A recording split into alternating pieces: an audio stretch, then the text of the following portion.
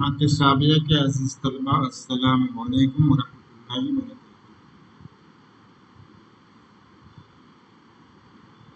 आज के दर्स में we are not afraid of dying if you can be all together. उस पैराग्राफ को डिस्कस करेंगे या पढ़ेंगे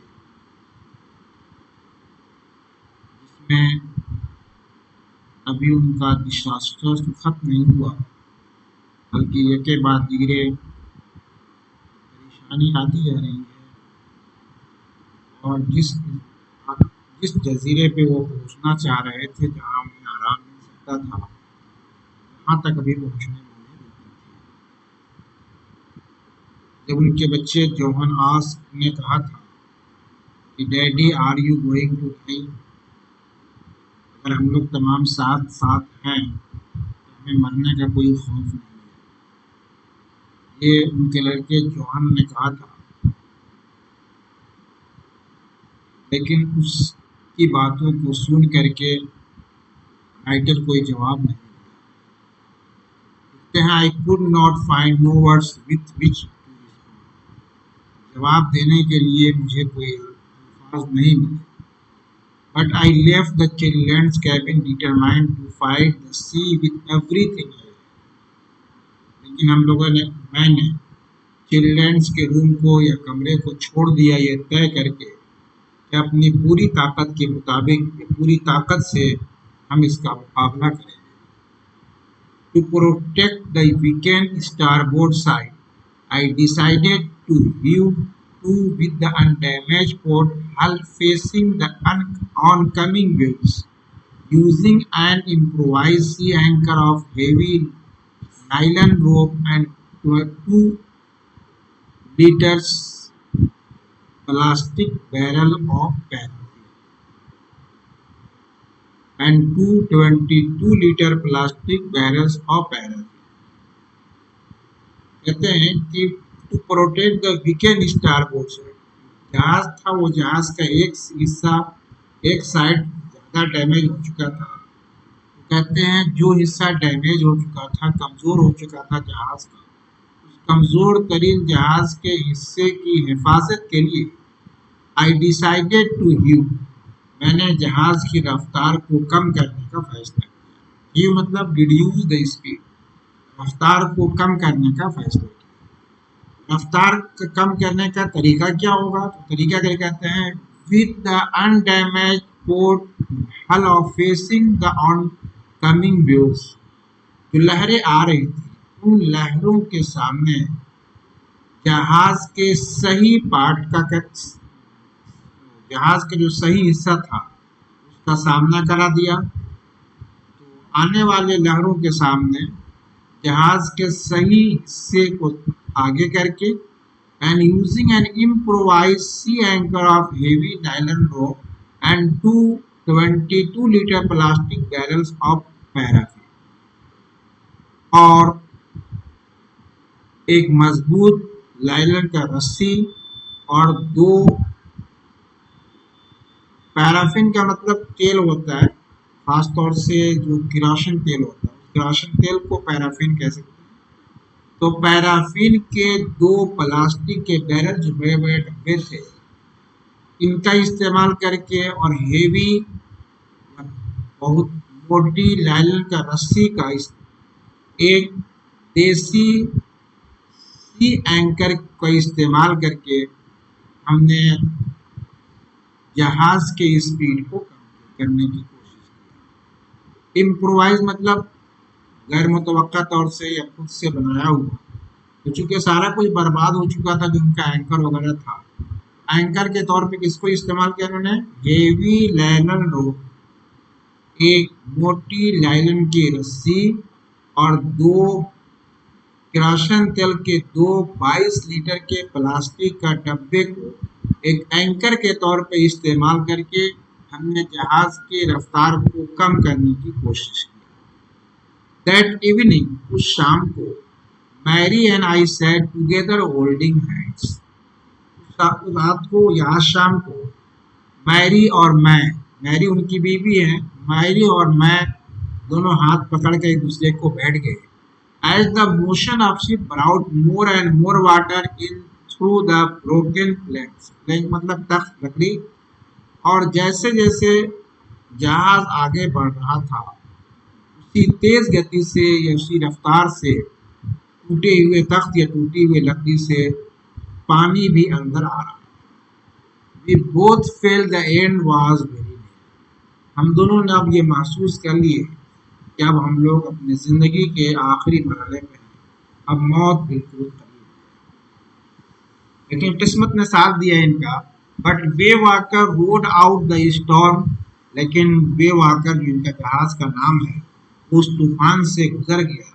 and by the morning of January 6 with wind easing, और 6 जनवरी के सुबह तक जिसमें विद विंड ईजिंग, जिसमें हवा अब हल्की पड़ गई थी, यानी अब विंड ईजिंग हवा का आसान होने का मतलब तेज आंधी चल रही थी, तेज हवा चल रही थी, वो कमजोर पड़ गई। जिसमें हवा कमजोर पड़ गई थी यानी आंधी रुक चुकी थी। I try to get a reading on the sextant. Sextant एक आला है जो जाविया नापने के लिए इस्तेमाल। मैंने I try to get a reading on sextant, एक जाविया नापने के आले के जरिए मैंने अपना पोजीशन जानने की कोशिश की। Back in the chart room के वापस गया मैं, यहाँ पे नक्शे वगैरह रखे थे। I work on wind speed, changes of course, drift and current in an effort to calculate our position.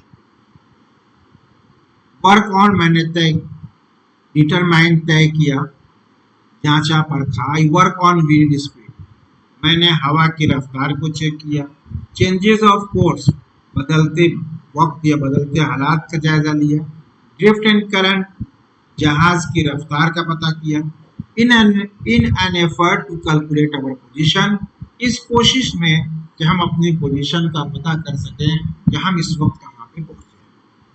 The best I could determine was that we were somewhere in 150,000 kilometers of ocean looking for 65 kilometers wide. The best I could determine, और जो मुझे समझ में आया, जो मैं पता कर पाया, वो ये था कि हम अभी समंदर के उस एरिया में है जिसकी चौड़ाई करीब 1.5 लाख किलोमीटर है, जबकि हमारी जो तलाश थी वो तलाश 65 किलोमीटर चौड़े इसलैंड या जजीरे की थी। गोया कि अभी भी ये दूर थे। While I was thinking, जब मैं ये सोच रहा था, ये गौर कर रहा था, Shiv moving painfully join me, Shiv दर्द दे करके या परेशान होकर के, मूविंग पेनफुली यानी दर्द से कराते हुए शिव मेरे पास आ गई। The left side of her head was now very swollen. Swollen मतलब सूजा हुआ। उसके बाएं सर के बाएं हिस्से में बहुत ज्यादा सूजन हो चुका था। Her broken eyes narrowed to sleep, और उसकी जो काली आंखें पड़ गई थी, वो काली आंखें बहुत कम खुल रही थी, यानी चारों तरफ सूजा हुआ। She gave me a card she had made. उसने एक कार्ड बनाया था हौसला अफजाई के लिए, वो कार्ड मुझको दिया। On the front she had drawn caricatures of Mary and me with the words. उसने उस कार्ड के ऊपर मेरी और मैरी की तस्वीर बनाया था, जिसमें ये अल्फाज लिखे हुए थे, There are some funny people. यहाँ पे कुछ दिलचस्प लोग हैं। Did they make you laugh? क्या उन लोगों ने तुम्हें हंसाया? I laughed a lot as well. मुझे बहुत हंसी आई। Inside was a message, और उस कार्ड के अंदर एक पैगाम लिखा हुआ था, वो How I love you both. मुझे आप दोनों से किस कदर प्यार और मोहब्बत है। So this card is to say thank you and let us hope for the best.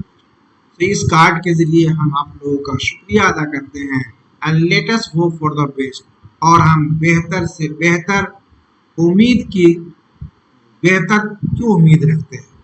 Somehow we had to make it. बहरहाल इसका हमें सामना करना है, यानी अच्छाई की तरफ चलना है और इस मुसीबत को बर्दाश्त करना। I check and check my calculation, मैंने अपने हिसाब को बार बार चेक किया, जायजा लिया। With had lost of our come we had lost our main compass, अपना जो उनका मेन कंपास था उसको कहीं खो दिया था। कंपास वो आला है, ये आले पैमाइश। I was using a spare which had not been corrected for magnetic variation, मैं जो मेरे पास जो एक्स्ट्रा पड़ा हुआ था उसका इस्तेमाल कर रहा था, लेकिन उसमें मकनातीसी तब्दीली का सही आउटपुट नहीं दे रहा। I made an allowance for this, बहरहाल मैंने उसमें कुछ अलाउंस रखा, कुछ रुख्सत रखी, उसमें कुछ छूट दिया। And another estimate of the influence of the westerly current which flow through this part of the Indian ocean, थोड़ा सा छूट रखा क्या, किसके लिए, एक दूसरे इन्फ्लुएंस मगरिब से बहने वाले करंट या बहाव के एक अंदाजे के मुताबिक जो असर हो सकता था उस असर में मैंने छूट रखा। विच फ्लो जो बह रहा था through this part of Indian Ocean, हिंदुस्तानी समंदर के इस हिस्से में, यानी कुछ आइडिया लेकर के उन्होंने एक तखमीना लगा लिया कि इसके बाद क्या हो सकता है और आने वाले करंट से या बहाव से या वेव से हम कैसे। About 2 PM I went on deck, कहते हैं 2 बजे हम पानी के जहाज के मेन फ्लोर पर गए। And asked Larry to steer a course of 185 degree, और मैंने लैरी से कहा कि जहाज को 185 जाविये पे मुड़ करके चलो। इफ यू आर लकी, अगर हम लोग किस्मत वाले रहे। I told him with a conviction I did not feel, हमारे अंदर से एहसास वैसा तो नहीं था, लेकिन मैंने बड़े ही एतमाद के साथ कहा कि he could expect to see the island at about 5 PM, कि 5 बजे तक हम उस आइलैंड तक पहुंचने की उम्मीद रखते हैं। ये जो उन्होंने कहा, कहते हैं कि इसमें अंदर से बहुत मुझे यकीन नहीं था, लेकिन जो ज़बान मैंने इस्तेमाल किया, जो अंदाज़े बयान था, उस अंदाज़े बयान के अंदर बहुत ही एतमाद। I told him with a conviction, मैंने बड़े ही एतमाद के साथ उसको कहा। तो आई डिड नॉट फील, जिसको मैं अंदर से एहसास नहीं कर रहा था। He could expect to see the island, वो आइलैंड पहुंचने की उम्मीद रखते हैं एट अबाउट 5 PM, 5 बजे शाम। अल्लाह हाफिज। इसे पढ़ के रिपीट करें।